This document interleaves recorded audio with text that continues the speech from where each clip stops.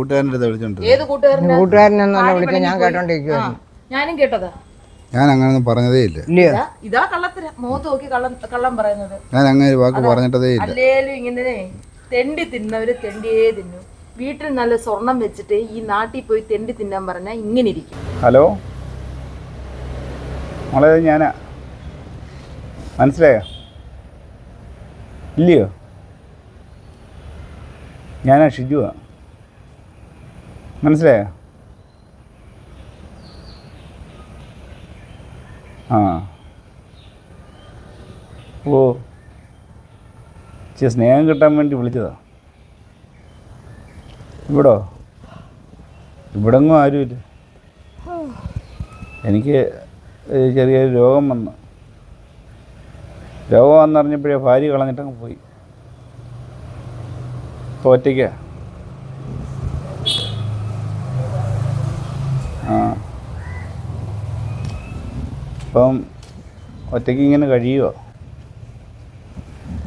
ഇതെന്തുവാന്നോ എൻ്റെ ദൈവം തമ്പുരാൻ, ആരോടാന്നോ? കുറേ നേരം കൊണ്ട് മുമ്പ് വേറെ ആളെ വിളിക്കുന്നു, ഇപ്പോൾ ആരെയാണോ വിളിക്കുന്നത്? ഇത് തന്നെ ജോലി. നാട്ടിൽ കിടക്കുന്ന പെണ്ണുങ്ങളെ എല്ലാം വിളിയാ. ഇത് ആ മുമ്പ് ആരാണ്ട് ഒരുത്തിയെ വിളിക്കുന്നതായിട്ട് മമ്മിയെടുത്ത് ആരാ പറഞ്ഞു? ഞാൻ ഒരുത്തിയെ വിളിച്ചത് ഞാൻ കേട്ടു. എന്തോ കേട്ടു? ചൊല്ലുന്നൊക്കെ കേട്ടു. എന്തോ സൊല്ലുന്നു?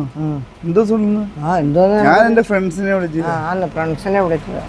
ഫ്രണ്ട്സുമാർ കുറേ ഉണ്ടല്ലോ.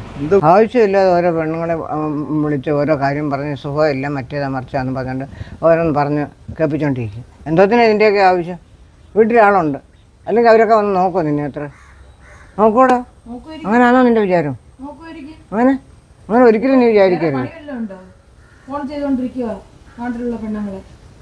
സുഖമില്ലെങ്കിൽ വീട്ടിൽ ആശുപത്രി പോകണം. അത് വല്ല ഉള്ളവരോടും പറയാമല്ലോ വേണ്ടി. ഞാനിതെല്ലാം കേട്ടോണ്ടിരിക്കുകയായിരുന്നു. ഞാൻ എവിടെ പിണങ്ങിപ്പോയി? ഞാൻ എന്തായാലും പറഞ്ഞു, നീ കേട്ടായിരുന്നു? ആ കേട്ടായിരുന്നു. അതാ വീട്ടിൽ ഇരുന്ന് സംസാരിക്കുമ്പോൾ ഭിത്തിക്ക് പോലും ചെവി ഉണ്ടെന്നുകൊണ്ട് മനസ്സിലാക്കണം.